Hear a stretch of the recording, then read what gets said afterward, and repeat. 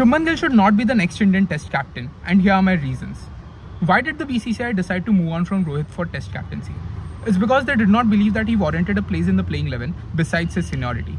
Rohit played 6 innings in Australia, scored just 31 runs, and there was a general consensus that his time in the longest format was up. After he benched himself from the series decider in Sydney. Fair enough. Now apply the same logic to Gill, who was dropped from the playing 11 just a match before Rohit dropped himself.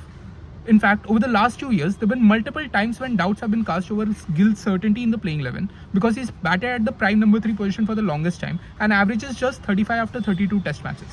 All of his 5 test hundreds have come either in India or Bangladesh, and his average in Sena countries drops to a meager 16 despite having played in Australia, England, South Africa and 2 World Test Championship finals as well.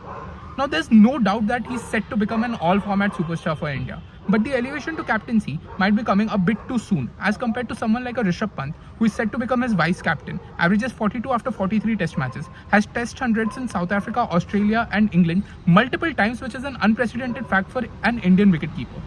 His place in the playing 11 has never been under doubt because he is India's best gloveman at the moment as well. Who amongst between these two should become India's next test captain? Do let me know in the comment section.